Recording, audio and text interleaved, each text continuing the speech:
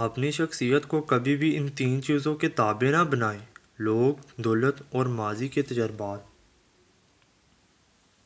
عورت کی عزت کرو، اس لیے نہیں کہ وہ ایک عورت ہے، بلکہ یہ ثابت کرنے کے لیے کہ آپ کی تربیت ایک اچھی ماں نے کی ہے۔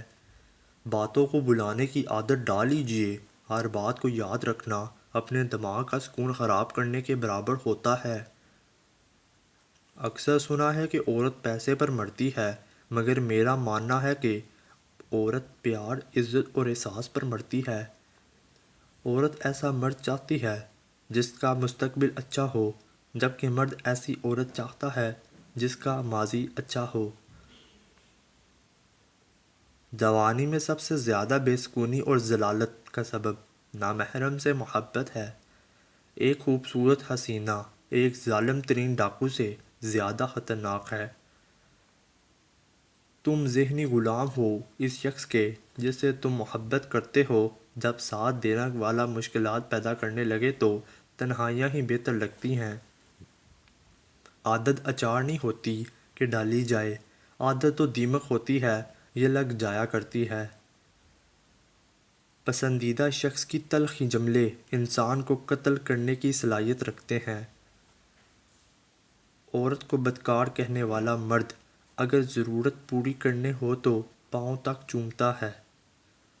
جب آپ کو کسی کی ضرورت نہیں رہتی تو آپ اس کی ضرورت بن جاتے ہیں۔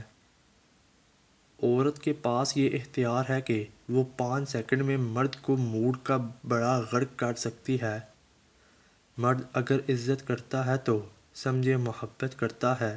ایک وفادار حلال اور 1000 خوبصورت نامحرم عورتوں سے بہتر ہے۔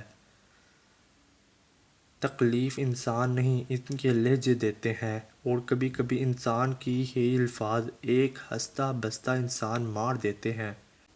کوئی کسی کو بھی اس کی خامیوں کے ساتھ نہیں اپنانا چاہتا، وہ مرد ہو یا عورت۔ جب ساتھ دینے والا مشکلات پیدا کرنے لگے تو تنہائیاں ہی بہتر لگتی ہیں۔ مرد کی 4 چیزیں ایسی ہیں جو عورت کو اپنی طرف ایسے کھینچتی ہیں جیسے آگ لکڑی کو: حسن اخلاق، طاقتور بدن، بدن پر بال، سنجیدہ مزاج۔ محبت سب اپنی مرضی سے کرتے ہیں، نکاح کی بات کرو تو گھر والے نہیں مانیں گے۔ مسکراہٹ اور مزارت رشتوں کی مضبوط کرتی ہے، معاف کر دیا کریں، آپ کو بھی تسکین ملے گی۔ مرد اس عورت سے محبت کرتا ہے جس میں حیا اور شرم ہو۔ مرد کو وہ عورت بالکل بھی پسند نہیں ہوتی جو منہ پھٹ اور بے شرم ہو۔